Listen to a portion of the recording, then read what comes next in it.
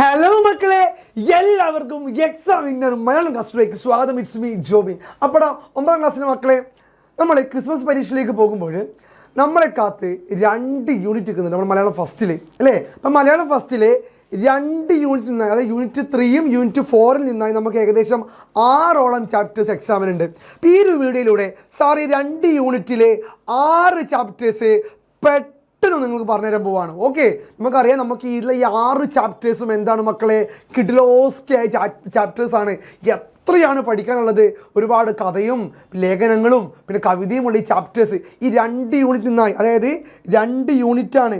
2 യൂണിറ്റിൽ നിന്ന് നമുക്ക് എത്ര ചാപ്റ്റേഴ്സ് ഉണ്ട്? 6 ചാപ്റ്റേഴ്സ് ഉണ്ട് അല്ലേ. 2 യൂണിറ്റ് നമുക്ക് 6 ചാപ്റ്റേഴ്സ് ആണ്, അതായത് 2 യൂണിറ്റ് 3യും യൂണിറ്റ് 4ഉം അതിൽ നിന്ന് 6ഓളം ചാപ്റ്റേഴ്സാണ് നമുക്ക് പഠിക്കാനുള്ളത്. ഇപ്പോൾ ആദ്യത്തെ 3ാമത്തെ യൂണിറ്റായ കർമ്മോത്സുകതയുടെ ലാവണ്യ മുദ്രകളിൽ നമുക്ക് എത്ര ചാപ്റ്റേഴ്സ് പഠിക്കാനുണ്ട്? തരിശു നിലങ്ങളിലേക്കില്ലേ, പിന്നെയോ അച്യുതമാമ, നിങ്ങളും നിങ്ങളുടെ ജോലിയും, ഈ 3 ചാപ്റ്റേഴ്സ് ഉണ്ട്. പിന്നെ ഏതാണ് മക്കളുള്ളത്? നമുക്ക് ഉജ്ജ്വല ഹൃദയ സ്പന്ദങ്ങൾ എന്ന് പറയുന്ന ചാപ്റ്റേഴ്സില്ലേ, യൂണിറ്റ് 4ലെ അതിലെ സ്വാതന്ത്ര്യം തന്നെ ജീവിതം, അരുവിപ്പുറന്ന സന്ദേശം, കാണുന്നുണ്ട് അനേകം അക്ഷരങ്ങൾ. ഇപ്പോൾ ഉജ്ജ്വല ഹൃദയ സ്പന്ദങ്ങൾ എന്ന് പറയുന്ന 4ാമത്തെ യൂണിറ്റിലെ അല്ലേ, 4ാമത്തെ യൂണിറ്റിലെ 3 ചാപ്റ്റേഴ്സ് ഏതൊക്കെയാണ് മക്കളെ? സ്വാതന്ത്ര്യം തന്നെ ജീവിതം, അരുവിപ്പുറന്ന സന്ദേശം, കാണുന്നുണ്ട് അനേകം അക്ഷരങ്ങൾ. ആ ചാപ്റ്റേഴ്സും നമ്മുടെ ആദ്യത്തെ കർമ്മോത്സുതയുടെ ലാവണ്യ മുദ്രകൾ എന്ന് പറയുന്ന 3ാമത്തെ യൂണിറ്റിലെ തരിശുരങ്ങളിലേക്ക്, അച്യുതമാമ, നിങ്ങളും നിങ്ങളുടെ ജോലിയും എന്ന് പറയുന്ന 6ഓളം ചാപ്റ്റേഴ്സ് നമ്മൾ ഈ ക്ലാസ്സിലൂടെ സെറ്റാക്കാൻ പോവുകയാണ്. എൻ്റെ മക്കളും ഉഷാറായിരിക്കുന്നില്ലേ? അപ്പം നമുക്ക് സെറ്റാക്കിയ മക്കളെ, ഇപ്പം നമ്മൾ ആദ്യം പോകുന്നു തരിശു നിലങ്ങളിലേക്ക്. തരിശു നിലങ്ങളിലേക്കെന്ന് പറയുന്ന ചാപ്റ്ററാണ് നമ്മൾ ആദ്യം പഠിക്കാൻ പോകുന്നത്. ജസ്റ്റ് ഒരു സമ്മറി സാർ പറഞ്ഞു തരുള്ളൂ, കവിത ഡീറ്റെയിൽ ഒന്നും എടുക്കില്ല. ഒരു ചാപ്റ്റർ ഞാൻ ഡീറ്റെയിൽ എടുക്കില്ല. ഡീറ്റെയിൽ എടുത്ത ചാപ്റ്റേഴ്സിൻ്റെ വീഡിയോ നമ്മുടെ യൂട്യൂബിൽ കിടപ്പുണ്ട്. ഇനി ക്രിസ്മസ് ലൈവിൻ്റെ തലേ ദിവസം കയറി വന്നാൽ മതി, അതിലും ഉണ്ട് ക്രിസ്മസിൻ്റെ എന്ന ലൈവിൽ ചോദിക്കുന്ന ആ ഒരു എക്സാമിൽ കാണാൻ പോകുന്ന ചോദ്യങ്ങളും പിന്നെന്താണ് അതിൻ്റെ മാതൃക ചോദ്യങ്ങളും പിന്നെ പാഠത്തിൻ്റെ ലൈൻ ബൈ ലൈൻ എക്സ്പ്ലനേഷനും ആ ലൈവിലും കാണാൻ സാധിക്കും. പക്ഷേ ഈ ഒരു വീഡിയോയിലൂടെ സാർ ഉദ്ദേശിച്ചത് ഇത്ര മാത്രമേ ഉള്ളൂ. ചിലപ്പോൾ നമുക്ക് സമയം ഉണ്ടാവില്ല ഈ ലൈവ് ഒന്ന് കണ്ടിരിക്കാൻ അല്ലേ, എന്നാലും ചിലപ്പോൾ വായിക്കാൻ സമയമില്ലാത്ത കുറേ മക്കളും ഉണ്ടാവും. പക്ഷെ അവർ ഈ ഒരു ക്ലാസ് കണ്ടാൽ ചാപ്റ്റേഴ്സിനെ കുറിച്ച് ഏകദേശം ഐഡിയ ഉണ്ടാവും. ഐഡിയ മാത്രമല്ല, നിങ്ങൾക്കൊന്ന് തള്ളി മറിച്ച് എഴുതേണ്ട പോയിന്റും സാർ ഈ ക്ലാസ്സിലൂടെ പറഞ്ഞു തരും. അപ്പോൾ ഇവിടെ സാർ ഉദ്ദേശിച്ച് ഇത്രയേ ഉള്ളൂ, ഓരോ ചാപ്റ്റേഴ്സിൻ്റെ സമ്മറി ഒന്ന് ചുരുക്കി നിങ്ങളിലേക്ക് എത്തിക്കുക. ഒരു ക്യാപ്സ്യൂൾ ടൈപ്പിൽ ചെറിയൊരു ഗുളിക എന്നോണം നിങ്ങളുടെ കയ്യിലേക്ക് എത്തിത്തരുക. അതായത് ഓരോ ചാപ്റ്റേഴ്സിൻ്റെ ഏകദേശം യൂണിറ്റ് 3യും യൂണിറ്റ് 4ൽ നിന്നായി 6ഓളം ചാപ്റ്റേഴ്സ് ഉണ്ട്. ഈ 6 ചാപ്റ്റേഴ്സിൻ്റെയും കണ്ടന്റ് ചുരുക്കി നിങ്ങളുടെ കയ്യിലേക്ക് ഞാൻ ഈ വീഡിയോ തരികയാണ്. അപ്പോൾ ആദ്യം പോകുന്നു മലയാളം ഫസ്റ്റിലെ 3ാമത്തെ യൂണിറ്റ് കർമ്മോത്സുതയുടെ ലാവണ്യ മുദ്രകളിലെ 1ാമത്തെ ചാപ്റ്ററായ തരിശു നിലങ്ങളിലേക്ക്. നമുക്കറിയാം തിരുനെല്ലൂർ കരുണാകരൻ്റെ കവിതയാണേത്, തരിശു നിലങ്ങളിലേക്ക്. ഈ കവിതയിൽ പറയുന്ന പോയിന്റ് എന്താണ് മക്കളെ? പ്രകൃതിയെക്കുറിച്ചല്ലേ? യെസ്, പ്രകൃതിയെക്കുറിച്ചാണ് പറയുന്നത്. ഭൂമിയുടെ കാവൽക്കാരനായ, ഭൂമിയുടെ ഭടനായ കർഷകൻ ഭൂമിയിലേക്ക് പോകുന്നു. തരിശുനിലം എന്ന് പറഞ്ഞ എന്താ അർത്ഥം? ഉപയോഗശൂന്യമായ സ്ഥലത്തിലേക്ക് കർഷകൻ പോവുകയാണ്. എന്തിനാണ് മക്കളെ കർഷകൻ പോകുന്നത്? ഉഴുതുമറിക്കാൻ വേണ്ടി, കൃഷിയിടം സന്നദ്ധമാക്കി വെക്കാൻ വേണ്ടി കർഷകൻ ആ ഭൂമിയിലേക്ക് പോവുകയാണ്. അതാണ് നമ്മൾ ഈ പാഠത്തിൽ പഠിക്കാൻ പോകുന്നത്. ഓക്കെ, ഭൂമിയുടെ കാവൽക്കാരാണ് കർഷകർ. ആരാണ് മക്കളെ? ഭൂമിയുടെ കാവൽക്കാരനാണ് കർഷകർ. മണ്ണിൻ്റെ മടിയിൽ പച്ചമണ്ണിൻ്റെ ഗന്ധമറിഞ്ഞ് രാപ്പകലില്ലാതെ അധ്വാനിക്കുന്ന വിഭാഗമാണ് കർഷകർ. അപ്പം മണ്ണിൻ്റെ ഗന്ധമറിഞ്ഞ് രാപ്പകലില്ലാതെ അധ്വാനിക്കുന്ന വിഭാഗമാണ് കർഷകർ. രാപ്പകലില്ലാതെ അധ്വാനിക്കുന്ന തൊഴിലാളി വിഭാഗമാണ് നമ്മുടെ കർഷകർ എന്ന് പറയുന്നത്. കർഷകരുടെ അധ്വാനത്തിൻ്റെ മഹത്വത്തെ വെളിപ്പെടുത്തുന്ന വരികളാണ് ശ്രീ തിരുനെല്ലൂർ കരുണാകരൻ്റെ തരിശു ദിനങ്ങളിലേക്ക് എന്ന കവിത. ഇപ്പോൾ കർഷകൻ്റെ ജീവിത മഹത്വമാണ് ഈ കഥയിൽ വ്യക്തമാക്കുന്നത്. ഒരു കർഷകൻ വിളഭൂമിയിലേക്കല്ല പോകുന്നത്, മറിച്ച് ഉപയോഗപ്രദമല്ലാത്ത ഉപയോഗശൂന്യമായ ഒരു പറമ്പിലേക്ക് പോകുന്നു. അവിടെ എന്താണ്? കരിമുകിൽ പോലെ കർഷകൻ പോവുകയാണ്. ഈ കവിതയിൽ പറയുന്നുണ്ട് കർഷകൻ ഇതുപോലെയാണ് പോകുന്നത്, കരിമുകിൽ പോലെ, അതായത് കാർമേഘം പോലെ പോവുകയാണ്. എരിഞ്ഞുരങ്ങി വറ്റി വരണ്ട ഭൂമിക്ക് ഒരു പ്രകാശമേകാൻ, വെള്ളത്തിൻ്റെ നനവ് പകരാൻ വേണ്ടി കർഷകൻ പോവുകയാണ്. ഏതുപോലെ? കരിമുകിൽ പോലെ. അത് മനസ്സിൻ്റെ ഉള്ളിൽ തെളിനീരുണ്ട്, പ്രതീക്ഷയുണ്ട്, മിന്നൽ പിളർ പോലെ ആവേശത്തോടെ ശക്തത്തോടെ പോവുകയാണ്. തൻ്റെ മുന്നിലുള്ള എല്ലാ പ്രതിബന്ധങ്ങളെയും തച്ചു തകർത്ത് തൻ്റെ ദാരിദ്ര്യവും കഷ്ടപ്പാടും ഒന്നും നോക്കാതെ ആ വിളഭൂമിയിൽ കർഷകൻ പൊന്നു വിളയിക്കാൻ പോവുകയാണ്. ആ കർഷകനെ കാത്ത് എന്താണ് താഴ്വാരങ്ങളും ആ ജന്മി മുതലാളി നോക്കാതെ ഒഴിവാക്കി വെച്ച ആ വയലേലകളും കർഷകൻ്റെ വരവിനായി കാത്തു നിൽക്കുന്നു. അത്തരത്തിൽ കർഷകൻ്റെ പ്രാധാന്യമാണ് ഈ കവിതയിൽ പറയുന്നത്. തങ്ങളുടെ അധ്വാനത്തിൻ്റെ ഫലമായി തരിശു നിലങ്ങളിൽ പോലും പൊന്നു വിളിക്കുന്നവരാണ് കർഷകർ. അല്ല മക്കളെ, തരിശു നിലങ്ങളിൽ പോലും പൊന്നു വിളിക്കുന്നവരാണ് കർഷകർ എന്ന് പറയുന്നത്. അവരുടെ വരവിനെ കരിമുകിലിനോടാണ് കവി ഉപമിക്കുന്നത്. ഇപ്പം കർഷകൻ്റെ വരവിനെ കരിമുകിലിനോട് കവി ഇവിടെ ഉപമിക്കുകയാണ് ചെയ്യുന്നത്. അത്രമാത്രം തീക്ഷ്ണമായ മനസ്സോടുകൂടി കർഷകൻ വന്ന് പണിയെടുക്കുകയാണ് നമ്മുടെ ഈ വിളഭൂമിയിൽ. അത്രമാത്രം ജീവിതത്തിൻ്റെ പ്രാരാബ്ധങ്ങളിൽ നിന്നും ഉഴലുന്ന കർഷകൻ തങ്ങളുടെ ജീവിതത്തിൻ്റെ കഷ്ടപ്പാടുകളിൽ കഷ്ടപ്പാട് അനുഭവിക്കുന്ന കർഷകൻ എന്തു ചെയ്യുന്നത് മക്കളെ? ഈ തരിശുനിലങ്ങളിലേക്ക് വരികയാണ്. തരിശുനിലങ്ങളിൽ വന്നിട്ട് എന്തു ചെയ്യുകയാണ് മക്കളെ? കൃഷി ചെയ്യുകയാണ്. കൃഷി. അവരുടെ വരവിനെ കരിമുകിലിനോട് കവി ഉപമിക്കുന്നത്. കരിമുകിലിനോട്. ഏത് മുകില്? കരിമുകിൽ, കാർമേഘം. കാർമേഘത്തോടു കൂടിയാണ് കർഷകനെ കവി ഇവിടെ ഉപമിക്കുന്നത്. കാർമേഘം എന്ന് പറഞ്ഞാൽ അധ്വാനത്തിൻ്റെ നിറാണ്, അല്ലടാ, പ്രതിഷേധത്തിൻ്റെ നിറാണ്, ശക്തിയുടെ നിറമാണ്. അത്തരത്തിലെ ശക്തിയുടെ, കഷ്ടപ്പാടിൻ്റെ, പ്രതിഷേധത്തിൻ്റെ നിറമായ ആ കരിമുകിലിനോട് കർഷകനെ കവി ഉപമിക്കുന്നു. കൂടാതെ എരിഞ്ഞുണങ്ങി നിൽക്കുന്ന വേനൽക്കാലത്തിന് ഒരു ആശ്വാസമായി മഴക്കാലം കടന്നു വരും. അതേപോലെ വരണ്ട ഭൂമിക്ക് ആശ്വാസമായി കർഷകൻ ഇവിടെ കടന്നു വരികയാണ്. തീർന്നോ? ഇല്ല. തൊഴിലാളികളുടെ ഉള്ളിലെ നന്മയും അവരുടെ കരുത്തും എത്രമാത്രം ഉണ്ടെന്ന് ജീവിതത്തിൽ അവർക്കെന്നും കണ്ണുനീരും കഷ്ടപ്പാടുമാണെങ്കിൽ പോലും തങ്ങളുടെ തൊഴിലിടങ്ങളിൽ അവർ ഉത്സാഹഭരിതരും ഉരുക്കിൻ്റെ കരുത്തുമായി മാറുകയാണെന്ന് കവി പറയുന്നു. അതായത് ജീവിതത്തിലെ എത്ര സങ്കടങ്ങൾ ഉണ്ടായാലും, എത്ര വിഷമങ്ങൾ ഉണ്ടായാലും, എത്ര ദാരിദ്ര്യമായാലും കർഷകർ അതൊന്നും മൈൻഡാക്കാതെ, അതൊന്നും ശ്രദ്ധിക്കാതെ അവരുടെ വിളഭൂമിയിലേക്ക് പോവുകയാണ്. ഏതിനെ പോലെ? ആ മണ്ണിനെ ആ മണ്ണിനെ ഉഴുതുമറിച്ച് പൊന്നു വിളയുന്ന മണ്ണാക്കി തീർക്കാൻ വേണ്ടി കർഷകർ ചെല്ലുകയാണ്. തൊഴിലാളികളുടെ ഉള്ളിലെ നന്മയും അവരുടെ കരുത്തും എത്രമാത്രമുണ്ടെന്ന് ജീവിതത്തിൽ അവർക്ക് എന്നും കണ്ണുനീരും കഷ്ടപ്പാടുമാണെങ്കിൽ പോലും തങ്ങളുടെ തൊഴിലിടങ്ങളിൽ അവർ ഉത്സാഹഭരിതരും ഉരുക്കിൻ്റെ കരുത്തുമായി മാറുകയാണ് എന്ന് കവി പറയുന്നു. എത്ര സങ്കടമുണ്ടെങ്കിലും അവർ ഉരുക്കിൻ്റെ ബലത്തോടുകൂടി കർഷകരെ ഭൂമിയിലേക്ക് വരികയാണ്. ഇത്തരം ഒരു കൂട്ടം തൊഴിലാളികളുടെ പ്രയത്നഫലമായാണ് നമ്മുടെ ജീവിതത്തിൽ നല്ല നാളുകൾ ഉണ്ടാകുന്നത് എന്ന് കവി പറയുന്നു. ഇത്തരം തൊഴിലാളികളുടെ പ്രയത്നത്തിൻ്റെ ഫലമായിട്ടാണ് നമ്മുടെ ജീവിതത്തിൽ നല്ല ഓർമ്മകൾ ഉണ്ടാവുക, അല്ലേ? നമ്മുടെ ജീവിതത്തിൽ നല്ലൊരു കാര്യം ഉണ്ടാവണമെങ്കിൽ, നമ്മുടെ ജീവിതത്തിൽ ഒരുപാട് ഓർമ്മിക്കാവുന്ന കാര്യങ്ങൾ ഉണ്ടാകണമെങ്കിൽ അത് കൂട്ടായ്മ വേണം. കർഷകനും ഇവിടെ ഒരു കൂട്ടായ്മയാണ്, കർഷകരുടെ കൂട്ടായ്മ. നമുക്കറിയാം, പട്ടാളത്തിൻ്റെ സൈന്യം പോലെ ഒരു സൈന്യമാണ് കർഷക സൈന്യം.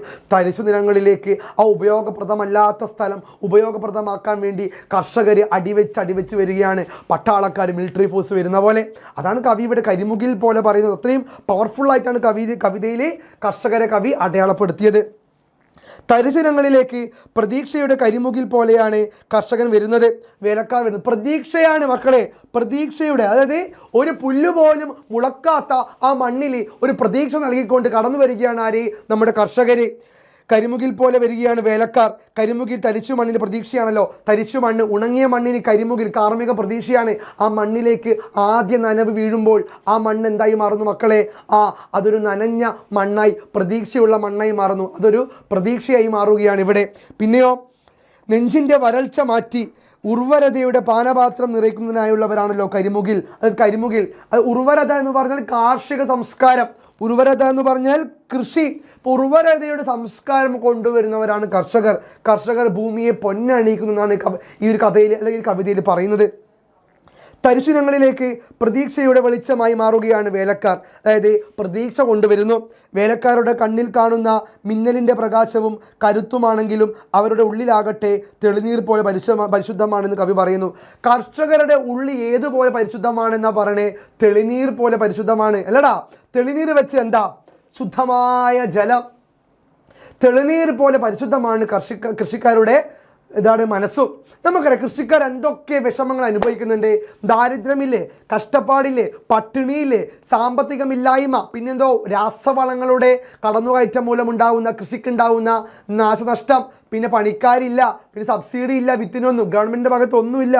പിന്നെയോ കൃഷിക്കാർ അനുഭവിക്കുന്ന കഷ്ടപ്പാടുകൾ, രോഗം, അവരുടെ കുട്ടികൾക്ക് കിട്ടാത്ത വിദ്യാഭ്യാസത്തിൻ്റെ കുറവ്, ഇതൊക്കെ കാർഷിക മേഖല അനുഭവിക്കുന്ന പ്രശ്നങ്ങൾ, പ്രകൃതി നാശം. ഇതൊക്കെ ഉണ്ടായിട്ടും ഇതിലൊന്നും തളർന്നു പോകാതെ മണ്ണിനെ പൊന്നു വിളയിക്കാൻ കടന്നു വരുന്നവരാണ് നമ്മുടെ കർഷകർ എന്ന് പറയുന്നത്. അത്രയും പരിശുദ്ധമായ ഹൃദയത്തിൻ്റെ ഉടമകളാണ് നമ്മുടെ കർഷകർ. വേലക്കാരുടെ കൈകളിലാകട്ടെ ഏഴഴകായി വിടരുന്ന വിത്തുകളും പണിയുപകരണങ്ങളും വാളുകളും ഉണ്ട്. അപ്പോൾ അവരുടെ കയ്യിൽ എന്തുണ്ട്? വാളുകളുണ്ട്, വിത്തുകളുണ്ട്. വെറും കൈയോടെയാണോ കൃഷിക്കാർ വരുന്നതല്ല, അവരുടെ കയ്യിൽ വാളുകളും വിത്തുകളും ഉണ്ട്. ആ തരിശു നിലത്തെ വെട്ടി പീസാക്കി അവിടെ വൃത്തിയുള്ള ഒരു കൃഷിഭൂമിയാക്കാൻ വേണ്ടിയാണ് കൃഷിക്കാർ വരുന്നത്. അവിടെ പൊന്നു വിളയിക്കാൻ വേണ്ടി കയ്യിൽ വിത്തുകളും ആയുധങ്ങളുമായി കൃഷിക്കാർ വരുന്നു. ഇതെല്ലാമായി തരിമണ്ണിൽ പൊന്നു വിളയിക്കാൻ ശക്തമായ കാലടികൾ വെച്ച് മുന്നോട്ട് വരികയാണ്. മക്കളെ ഏതുപോലെ ശക്തമായ കാലടി, left right left right left right എന്നിട്ട് വരികയാണല്ലേ. ശക്തമായ കാലടി വെച്ചുകൊണ്ട് മിലിറ്ററിക്കാരെ പോലെ, പട്ടാളക്കാരെ പോലെ ആ തരിച്ച നിരത്തെ ഒരു പൊന്നു വിളയിച്ചെടുക്കാൻ വേണ്ടി കരിമുകിൽ പോലെ ശക്തമായ ആഗ്രഹത്തോടുകൂടി, ഒരു പ്രതീക്ഷയോടുകൂടി ആ വിളഭൂമിയിലേക്ക് വരികയാണ് കർഷകർ. ഇത് അവരുടെ ജീവിത പ്രാരാബ്ധത്തിൽ സ്ഥിരം നീറുകയാണെങ്കിലും അവരുടെ കരുത്തിലും മനോബലത്തിലും ഭൂമി പ്രതീക്ഷകൾ നിറയുന്നുണ്ട്. എത്ര കഷ്ടപ്പാട് നിറഞ്ഞാലും, ജീവിത പ്രാരാബ്ധങ്ങൾ നിറഞ്ഞാലും ഒരു പ്രതീക്ഷയോടുകൂടി ഭൂമിയെ പൊന്നു വിളയിക്കാമെന്ന പ്രതീക്ഷയോടുകൂടി വരികയാണ് നമ്മുടെ പ്രിയപ്പെട്ട കർഷകർ. അവരുടെ കാൽപെരുമാറ്റത്തിൽ പ്രതിബന്ധങ്ങളെല്ലാം നിസ്സാരമായി പോവുകയാണ്. പ്രതിബന്ധം എന്ന് പറഞ്ഞാൽ തടസ്സം. അത് കർഷകൻ്റെ കാൽപെരുമാറ്റത്തിൽ എല്ലാ തടസ്സങ്ങളും നിഷ്പ്രയാസം പൊട്ടി തകരുന്നു. ഒരു തടസ്സവും അവന് മുമ്പിൽ ഒന്നുമല്ല.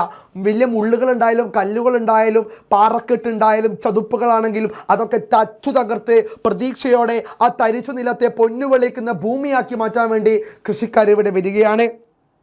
ഋതുഭേദങ്ങൾ മാറി. ഋതുഭേദം വെച്ചാൽ വസന്തകാലം, മഞ്ഞുകാലം, ശൈത്യകാലം, വേനൽക്കാലം ഒക്കെ ഇല്ലേ, ഇതാണ് ഋതുഭേദങ്ങൾ. ഋതുഭേദങ്ങൾ മാറി മാറി വന്നെങ്കിലും ഒട്ടുമുടയാതെ സൗന്ദര്യത്തിൻ്റെ മൂർത്തഭാവമായി അവശേഷിക്കുന്ന താഴ്വാരങ്ങളും മുതലാളിത്തത്തിൻ്റെ കടന്നുവരവിൽ വന്ധ്യകളായ വയലലകളും അവരുടെ പദവിന്യാസത്തിൻ്റെ അരവും കേട്ട് അറിയാതെ മനസ്സറിയിക്കുന്നുണ്ട്. താഴ്വാരങ്ങൾ കർഷകൻ്റെ വരവിനായി താഴ്വാരങ്ങൾ കൊതിക്കുന്നുണ്ട്. പിന്നെ കൂടെ വയലേലകൾ കർഷകൻ്റെ വരവിനായി കാത്തിരിക്കുന്നു. അതായത് കർഷകൻ്റെ വരവിനായി കാത്തിരിക്കുന്ന വയലേലകളെയും താഴ്വാരങ്ങൾ നമുക്കിവിടെ കാണാൻ സാധിക്കുന്നു. തീർന്നില്ല, പ്രതീക്ഷയുടെ വെള്ളി മേഘങ്ങളാകുകയാണ് വേലക്കാർ. പ്രതീക്ഷകൾ നൽകുകയാണ് ഇവിടെ വേലക്കാർ. പ്രതീക്ഷ, എന്തു പ്രതീക്ഷ? ഈ വിളഭൂമിയാക്കി മാറ്റാം, തരിശു നിലത്തെ വിളഭൂമിയാക്കാൻ മാറ്റാമെന്ന പ്രതീക്ഷ. ഈ കർഷകൻ്റെ വരവിനായി താഴ്വാരങ്ങളും മുതലാളിമാർ കൃഷി ചെയ്യാതെ ബാക്കി വെച്ച വയലേലകളും കർഷകൻ്റെ വരവിനായി ഇവിടെ കാത്തിരിക്കുകയാണ് മുത്തുമണികളെ. കർഷകരുടെ ബലിഷ്ഠമായ കൈകളിലാണ്, ബലിഷ്ഠമായ ശക്തിയുള്ള കൈകളിൽ അണയാൻ മണ്ണ് കൊതിക്കുകയാണ്. കർഷകൻ്റെ ആ കരവിരുതിലേക്ക് അണയാൻ വേണ്ടി മണ്ണ് കൊതിച്ചുകൊണ്ടിരിക്കുകയാണ്.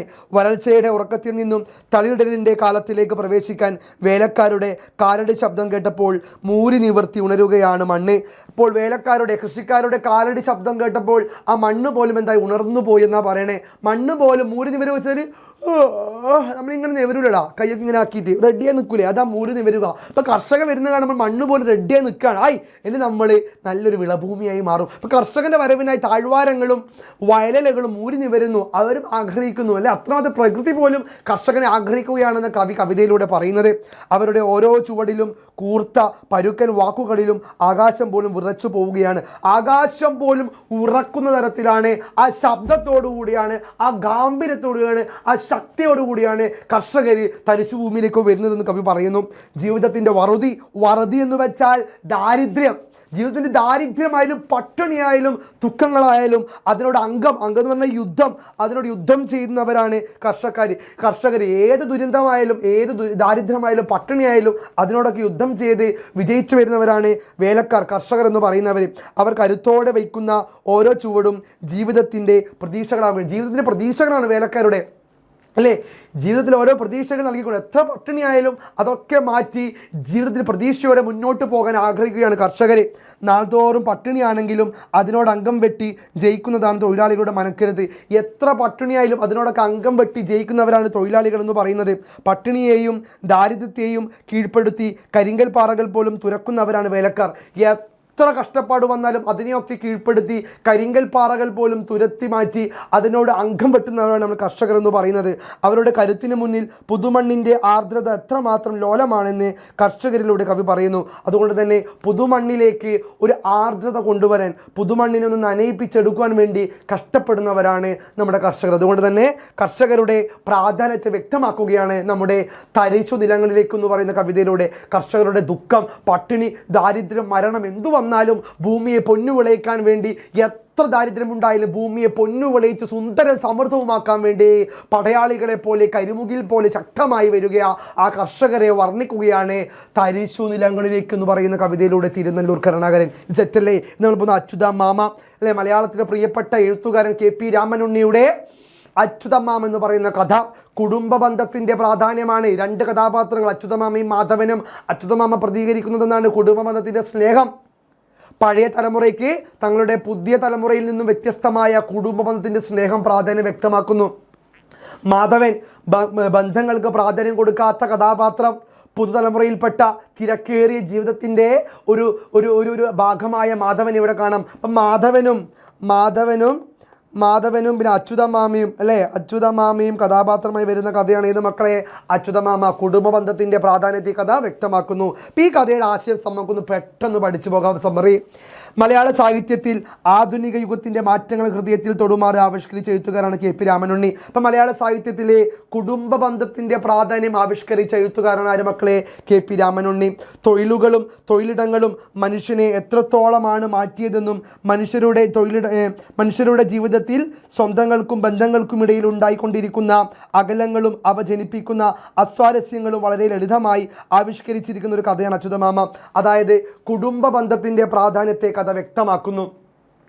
ജീവിതത്തിൽ കുടുംബ ബന്ധങ്ങൾക്ക് പ്രാധാന്യം കൊടുക്കാതെ കടന്നു പോകുന്ന ഒരുപാട് ആൾക്കാരുണ്ട്. അച്ഛനും അമ്മക്ക് പ്രാധാന്യം കൊടുക്കുന്നില്ല, ഏട്ടനും ഏച്ചിക്ക് പ്രാധാന്യം കൊടുക്കുക, അനിയത്തിക്ക് പ്രാധാന്യം കൊടുക്കുന്നില്ല, ഭാര്യയ്ക്കില്ല, മക്കൾക്കില്ല. അങ്ങനെ ബന്ധുക്കൾക്കോ കുടുംബ ബന്ധുക്കൾക്കോ വ്യക്തിബന്ധങ്ങൾക്കോ സൗഹൃദത്തിനോ യാതൊരുവിധ പ്രാധാന്യം കൊടുക്കുന്ന ഒരുപാട് ആൾക്കാരുണ്ട്. അവരെയൊക്കെ വിമർശിക്കുന്ന കഥയാണ് അച്യുതമാമ. പിന്നെ രണ്ട് പ്രധാനപ്പെട്ട കഥാപാത്രങ്ങൾ അച്യുതമാമയും മാധവനും.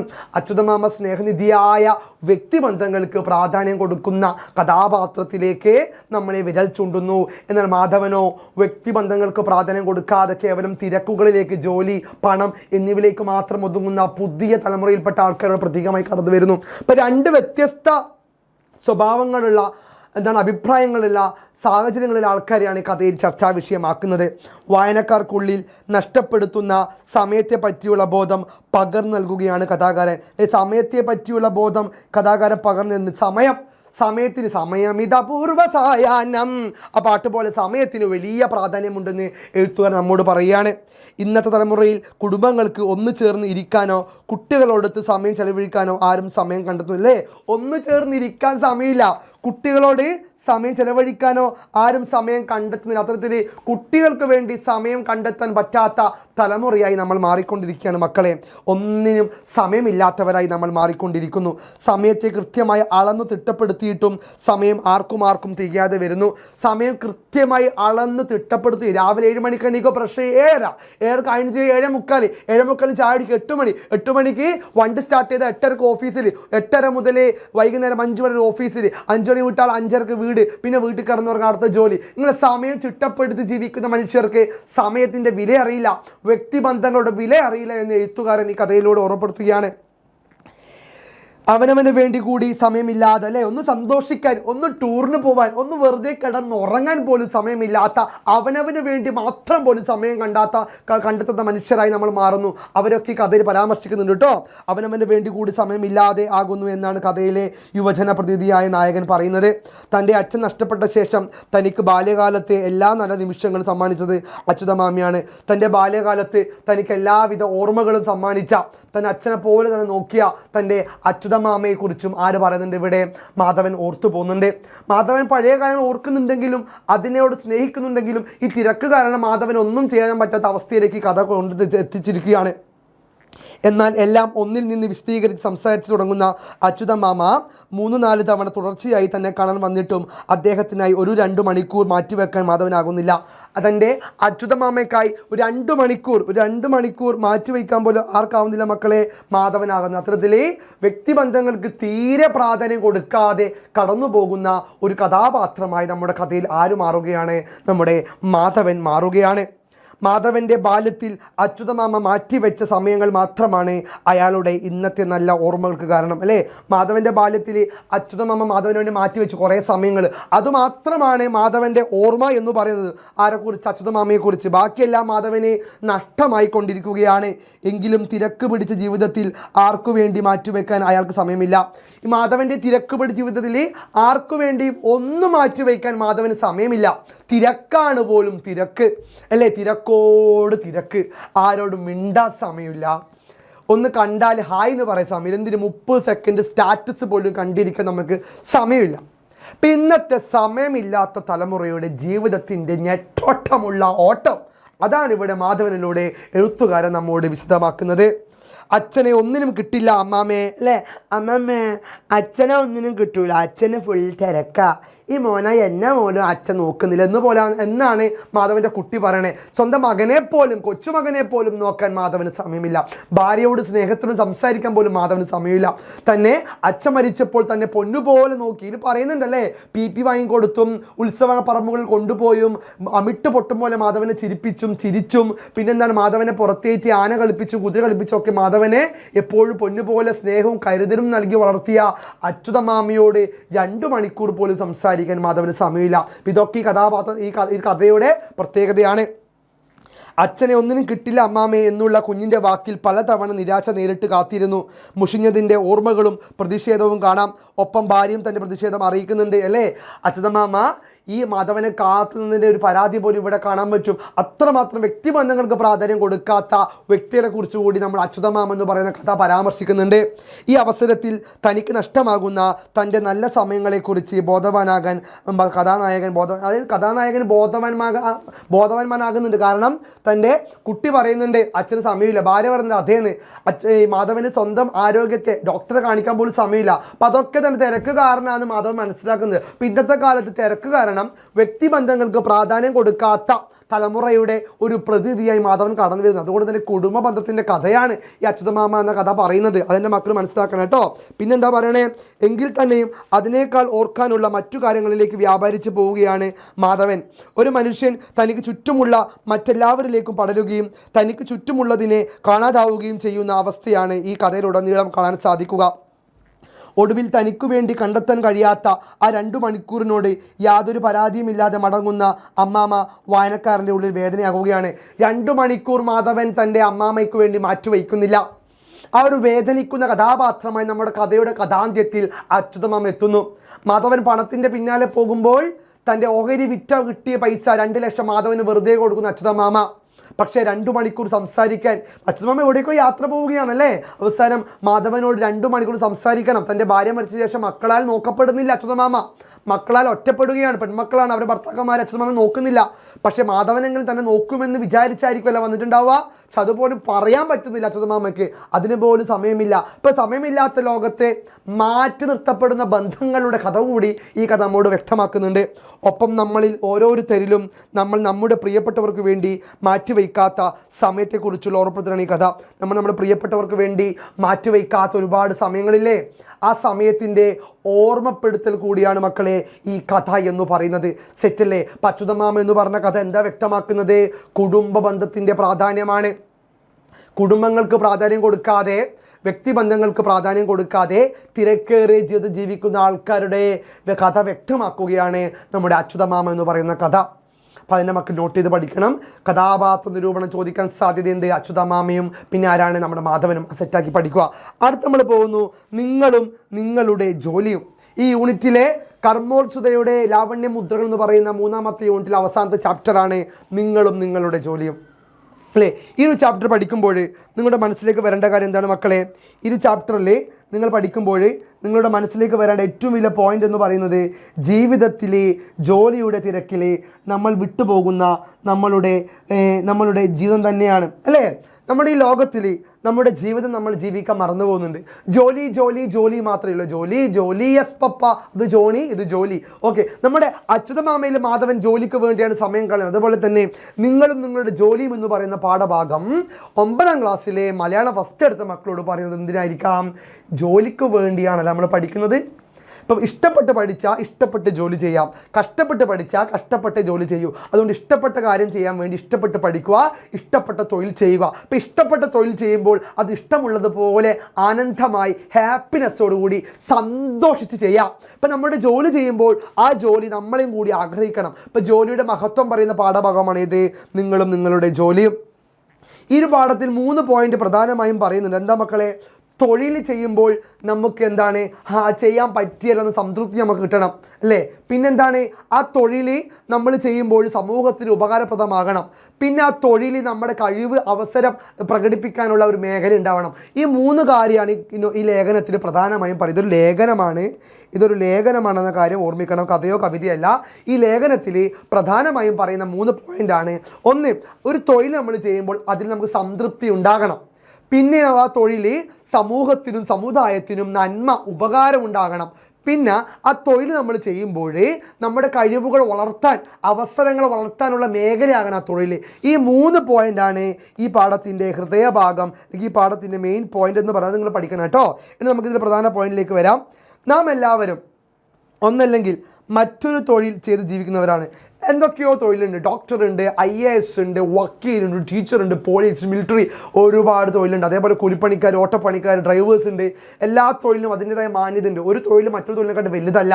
ഓരോ തൊഴിലിനും അതിൻ്റെതായ മാന്യതയാണ്. ഇപ്പം എന്ത് തൊഴിൽ ചെയ്യുന്നല്ല, പക്ഷേ ആ തൊഴിൽ ചെയ്യുമ്പോൾ അതിൻ്റെതായ മാന്യതയുണ്ട് നിങ്ങൾ വിചാരിക്കണം. ഓക്കെ, ഒരു തൊഴിൽ മോശമല്ല. അപ്പോൾ എന്ത് തൊഴിൽ ചെയ്താലും അത് ആനന്ദത്തോടു കൂടി ഇഷ്ടപ്പെട്ട് ചെയ്യണമെന്നാണ് ലേഖനം പറയുന്നത്. ആ ജോലി എന്ന് പറയുന്നത്, നിങ്ങളും നിങ്ങളുടെ ജോലിയും എന്ന് പറയുന്നത്, അത് നിങ്ങൾ ആഗ്രഹിച്ച് ചെയ്യണം. അത് മറ്റുള്ളവർക്ക് ഉപകാരപ്രദമാകണം. നിങ്ങളുടെ കഴിവ് വളർത്താൻ നിങ്ങൾക്ക് പറ്റണം. അത് നിങ്ങൾക്ക് സംതൃപ്തി തരണമെന്നാണ് ലേഖനത്തിലൂടെ എഴുത്തുകാരൻ പറയുന്നത്. തൊഴിൽ ചെയ്യാതെ ജീവിതം മുന്നോട്ട് കൊണ്ടുപോകുക എന്നത് അത് സമ്മതിക്കുന്ന കാര്യമാണോ? അല്ല, ഒരിക്കലും സമ്മതിക്കില്ല. അത് തൊഴിൽ ചെയ്യാതെ ജീവിതം മുന്നോട്ട് കൊണ്ടുപോകുക എന്നത് വളരെ സമ്മർദ്ദപരമായ കാര്യമാണ്. അത് തൊഴിൽ വേണം, പണം വേണം, മുന്നോട്ട് പോകാൻ ഹാപ്പിനെസ് വേണം. ഓരോ മനുഷ്യനും തൻ്റെ ജീവിത നിലവാരം മെച്ചപ്പെടുത്തുന്നതിനും തൻ്റെ മാനസികമായ സന്തോഷത്തിനും വികാസത്തിനും വേണ്ടിയാണ് തൊഴിൽ ചെയ്യുന്നത്. അപ്പോൾ മാനസികമായ സന്തോഷം, വികാസം, അതിനു വേണ്ടിയാണ് മനുഷ്യൻ തൊഴിൽ ചെയ്യുന്നത്. തൊഴിൽ ചെയ്യാതെ ജീവിതം മുന്നോട്ട് കൊണ്ടുപോകാമെന്ന് വിചാരിക്കുന്നവരുടെ ജീവിതത്തിൽ ശാരീരികവും മാനസികവുമായ ചില വെല്ലുവിളികളും നേരിടേണ്ടി വരും. അതായത് തൊഴിൽ ചെയ്യാണ്ട് മുന്നോട്ട് നമുക്ക് ഒരിക്കലും പോകാൻ പറ്റില്ല. അത് മാനസികമായ ശാരീരികമായ വെല്ലുവിളികൾ മുന്നോട്ടേക്ക് കൊണ്ടുവരുമെന്നാണ് പറയണേ. സുഖലോലുപരായി ജീവിതം തള്ളി നീക്കുക എന്നത് ഓർക്കുമ്പോൾ രസമുള്ള കാര്യമാണെങ്കിലും പ്രവൃത്തി ചെയ്യാൻ കഴിയാത്ത മനുഷ്യൻ തുരുമ്പ് പിടിച്ച യന്ത്രം പോലെയാണ്. ഇരുന്ന് തുരുമ്പിക്കുന്നത് പ്രവർത്തിച്ച് തേഞ്ഞു പോകുകയാണല്ലോ. അതായത് ജോലിക്കൊന്നും പോവാതെ വെറുതെ കുത്തിയിരിക്കുക, സമയമൊന്നും കളയാതെ വെറുതെ ഉറങ്ങി തീർക്കാമെന്ന് വിചാരിക്കുന്നവർ തുരുമ്പ് പിടിക്കുന്ന ഇരുമ്പ് പോലെയാണ്. നമ്മളെ മിനുക്കിക്കൊണ്ടേ ഇരിക്കുക. മമ്മൂട്ടി പറഞ്ഞ പോലെ ഇനിയും മിനുക്കിയാൽ നമ്മൾ ഇനിയും മിനുങ്ങും. ആ കഴിവ് നമുക്കുണ്ട്. അതുകൊണ്ട് നമ്മൾ തൊഴിലെന്ന് പറഞ്ഞാൽ നമ്മുടെ അവസരങ്ങൾക്ക് വേണ്ടി വിനിയോഗിക്കുക. നമ്മുടെ കഴിവ് പ്രകടമാക്കാൻ നമ്മുടെ തൊഴിലിലേക്ക് നമ്മൾ ആഞ്ഞിറങ്ങുക എന്നാ പറയണേ. അതുകൊണ്ട് തന്നെ മക്കളെ, നിങ്ങൾ പഠിച്ച് തൊഴിൽ ചെയ്യുമ്പോൾ ആ തൊഴിൽ നിങ്ങൾ ഇഷ്ടപ്പെട്ട് ചെയ്യണമെന്നാണ് ഈ ലേഖനത്തിലൂടെ പറയുന്നത്. അതുകൊണ്ടാണ് മഹാത്മാഗാന്ധി പ്രവർത്തിക്കുക അല്ലെങ്കിൽ മരിക്കുക എന്നത് ആഹ്വാനം ചെയ്തത് അല്ലേ. ഡു ഓർ ഡൈ എന്ന മഹാത്മാഗാന്ധി പറഞ്ഞേ, പ്രവർത്തിക്കുക അല്ലെങ്കിൽ മരിക്കുക. വെറുതെ ചൊറിയും കുത്തിയും ഇരിക്കാൻ പാടില്ല. 4 അക്ഷരം പഠിച്ച് നല്ല ജോലി ചെയ്ത് സമൂഹത്തിനും വീട്ടുകാർക്കും നാട്ടുകാർക്കും നിങ്ങൾക്കും ഉപകാരവും നന്മയുമുള്ളവരായി നിങ്ങൾ മാറണമെന്നാണ് ഈ ലേഖനം നമ്മോട് പറയുന്നത്. എല്ലാവരും അവരവരുടെ മേഖലയിൽ നിരന്തരമായി അധ്വാനിക്കുക. നമ്മുടെ മേഖല അധ്വാനിക്കുക അല്ലേ. അങ്ങനെയാണ് ലോകം വളരുക. എഞ്ചിനീയേഴ്സ് നല്ലപോലെ അധ്വാനിച്ച് നല്ല ബിൽഡിംഗ് ഉണ്ടാക്കാം. ടീച്ചേഴ്സ് നല്ലപോലെ അധ്വാനിച്ച് നല്ല വിദ്യാർത്ഥികൾ ഉണ്ടാക്കാം. പോലീസ് നല്ലപോലെ അധ്വാനിച്ച കുറ്റകൃത്യങ്ങൾ തടയാം. മിലിറ്ററിക്കാർ നല്ലപോലെ അധ്വാനിച്ച തീവ്രവാദം നമുക്ക് ചെറുക്കാൻ പറ്റും അല്ലേ. അതേപോലെ കൃഷിക്കാർ നല്ലപോലെ അധ്വാനിച്ച് നല്ല ഭൂമി നമുക്ക് ഉണ്ടാക്കാം. അതേപോലെ ഓരോ തൊഴിലിനും ഓരോ മഹത്വമുണ്ട് എന്നാണ് പറയുന്നത്. ആ തൊഴിൽ നമ്മൾ ഇഷ്ടത്തോടുകൂടി ചെയ്യണം. പിന്നെന്താ മക്കളെ പറയണേ, എല്ലാവരും അവരുടെ മേഖല നിരന്തരം അധ്വാനിക്കുക. അധ്വാനം മനുഷ്യ മനസ്സിന് ഔഷധമാണ്. അധ്വാനമാണ് മനുഷ്യ മനസ്സിന് ഔഷധം എന്ന് പറയുന്നത്. വിവിധ തരം തൊഴിലുകളും അവയുടെ പ്രത്യേകതകളും ഓരോ തൊഴിലും മനുഷ്യ മനസ്സിൽ ഉണ്ടാക്കുന്ന മാറ്റങ്ങളും ചർച്ച ചെയ്യുന്ന പാഠഭാഗങ്ങളാണ് ഈ യൂണിറ്റിൽ ഉൾക്കൊള്ളിച്ചിരിക്കുന്നത് അല്ലേ. ഓരോ തൊഴിലിൻ്റെയും പ്രാധാന്യമാണ് ഈ ഒരു പാഠഭാഗത്തിൽ തരിശുരങ്ങളിലേക്ക് എന്താ പറയണേ, കൃഷിയുടെ പ്രാധാന്യമാണ്. പിന്നെയോ നമ്മുടെ അച്യുതമാമൻ എന്താ പറയണേ, തിരക്ക് കൂടി ജീവിതത്തിൽ നമ്മൾ മറന്നുപോകുന്ന വ്യക്തിബന്ധങ്ങളെ കുറിച്ചാണ്. ഇനി നിങ്ങളുടെ ജോലിയും എന്ന് പാഠഭാഗത്ത് എന്താ പറയണേ, തൊഴിലിൻ്റെ പ്രാധാന്യം. ഏത് തൊഴിലായാലും നമ്മൾ ഇഷ്ടപ്പെട്ട് ചെയ്യണം, കഷ്ടപ്പെട്ട് ചെയ്യരുത്. ആ തൊഴിലൊരു വിശുദ്ധിയുടെ അത് കീപ്പ് ചെയ്ത് നമ്മൾ മുന്നോട്ട് പോകണമെന്നാണ് പറയണേ. അപ്പോൾ എല്ലാ തൊഴിലുകൾക്കും അതിൻ്റെതായ മാന്യതയുണ്ട് എന്ന് നാം നമ്മുടെ തൊഴിൽ മേഖലയെ എങ്ങനെയാണ് സമീപിക്കേണ്ടത് എന്നും പറഞ്ഞു തരുന്ന പാഠഭാഗമാണ് നിങ്ങളും നിങ്ങളുടെ തൊഴിലും. ഇപ്പം എങ്ങനെയാണ് നമ്മൾ നമ്മുടെ തൊഴിലിനെ സമീപിക്കേണ്ടത് എന്ന് പറഞ്ഞു തരുന്ന ലേഖന പാഠഭാഗമാണ് നിങ്ങളും നിങ്ങളുടെ ജോലിയും. ഓരോ മനുഷ്യൻ്റെയും നിലനിൽപ്പിന് തൊഴിൽ അനിവാര്യമാണെന്ന്, മനുഷ്യൻ്റെ ജീവിത സാഹചര്യങ്ങൾ മെച്ചപ്പെടുത്തുന്നതിന് വേണ്ടിയും പണത്തിന് വേണ്ടിയുമാണ് മനുഷ്യൻ തൊഴിൽ ചെയ്യുന്നത് അല്ലേ. ജീവിത സാഹചര്യം മെച്ചപ്പെടുത്താനും പണത്തിന് വേണ്ടിയുമാണ് മനുഷ്യൻ തൊഴിൽ ചെയ്യുന്നത്. പക്ഷേ അതോടൊപ്പം തന്നെ ജീവിത സാഹചര്യം മെച്ചപ്പെടുമ്പോൾ തന്നെ കുടുംബ ബന്ധത്തിന് നമ്മൾ പ്രാധാന്യം കൊടുക്കണം. വ്യക്തിബന്ധത്തിനും പ്രത്യേകിച്ച് സെൽഫ് ഹാപ്പിനെസ്, നമ്മുടെ ഹാപ്പിനെസ്സിനും നമ്മൾ പ്രാധാന്യം കൊടുക്കണം. വെറും ജോലി മാത്രമായി നമ്മൾ നടക്കാനും പാടില്ല. എന്നാൽ പൂർണ്ണമായും പണത്തിന് വേണ്ടി മാത്രമായാൽ നമ്മുടെ തൊഴിലിനോട് പ്രതിബദ്ധത ഉണ്ടാകില്ല. പണത്തിന് വേണ്ടി മാത്രം നമ്മൾ ചിന്തിച്ചാൽ നമ്മൾ തൊഴിലിനോട് നമുക്ക് എന്തൊക്കെ ഉണ്ടാവും? ഒന്നും ഉണ്ടാവില്ല. നമ്മൾ എന്തായി മാറും? നമ്മൾ വെറും മനുഷ്യരായി മാറും. നാം ചെയ്യുന്ന എന്ത് ജോലിയാണെങ്കിലും ഏതു മേഖലയാണെങ്കിലും അത് പൂർണ്ണമായും ഇഷ്ടത്തോടെ ചെയ്യുക. എന്ത് ജോലിയായാലും അത് ഇഷ്ടത്തോടു കൂടി ചെയ്യണമെന്നാണ് പറയുന്നത്. ഏത് ജോലിയായാലും നമ്മൾ പൂർണ്ണമായ ഇഷ്ടത്തോടു കൂടി ചെയ്യണമെന്നാണ് പറയുന്നത്. അത് നമ്മുടെ മനസ്സിനും ശരീരത്തിനും പ്രദാനം ചെയ്യുന്ന ഊർജ്ജം ചെറുതല്ല. നമ്മുടെ മനസ്സിനും ശരീരത്തിനും വലിയ ഊർജ്ജം പ്രദാനം ചെയ്യുന്നു ഏത് ജോലിയായാലും. ഒരു ജോലി നാം ചെയ്യുന്നതിലൂടെ നമ്മൾ നമ്മുടെ കഴിവുകൾ വികസിപ്പിക്കുകയാണ്. ഒപ്പം നമ്മുടെ വ്യക്തിത്വത്തിന് മാറ്റവും പ്രഭാവവും വർദ്ധിപ്പിക്കുകയും ചെയ്യുന്നു. ഓരോ ജോലി ചെയ്യുമ്പോഴും നമ്മൾ നമ്മുടെ കഴിവുകൾ വികസിപ്പിക്കുകയാണ്. അങ്ങനെ ആ ജോലിയിൽ നമ്മൾ മികച്ച ആളായി മാറുന്നു എന്ന് പറയുന്നു. നാം ഒരു തൊഴിൽ ഏർപ്പെടുമ്പോൾ നാം അറിയാതെ തന്നെ നമ്മുടെ സമൂഹ നിർമ്മാണത്തിന് പാത്രമാവുകയാണ്. ഒരു തൊഴിൽ ചെയ്യുമ്പോൾ നമ്മൾ അറിയാതെ ഒരു സമൂഹത്തെ സൃഷ്ടിക്കാൻ നമുക്ക് സാധിക്കുന്നു എന്നാണ് പറയണേ.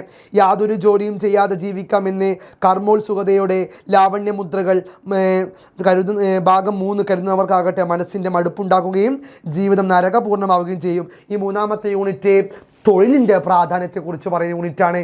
തരിശുരങ്ങളിലേക്ക് അച്യുതമാമ നിങ്ങളുടെ ജോലിയും. ശരിയായി ജോലി ചെയ്യുന്നതിലൂടെ മാത്രമേ ജീവിതത്തിൽ ശരിയായ വിജയം സാധ്യമാക്കാൻ കഴിയൂ. മാത്രമല്ല നാം ചെയ്യുന്ന ജോലി സത്യസന്ധമായും ആത്മാർത്ഥമായും നാം ചെയ്യേണ്ടതുണ്ട് അല്ലേ. സത്യസന്ധമായും ആത്മാർത്ഥമായും നമ്മൾ നമ്മുടെ ജോലി ചെയ്യേണ്ടതായിട്ടുണ്ട്. എങ്കിൽ മാത്രമേ നമുക്ക് നമ്മുടെ തൊഴിലിനെയും തൊഴിൽ പ്രദാനം ചെയ്യുന്ന ജീവിത വിജയത്തെയും ആസ്വദിക്കാൻ കഴിയുകയുള്ളൂ എന്നാണ് ഇതിലൂടെ എഴുത്തുകാരൻ സംവദിക്കുന്നത്. ജോലി എത്ര വലുതായാലും ചെറുതായാലും നമ്മൾ അതിനെ സമീപിക്കുന്ന രീതിയിലാണ് മാറ്റം വരേണ്ടത് അല്ലേ.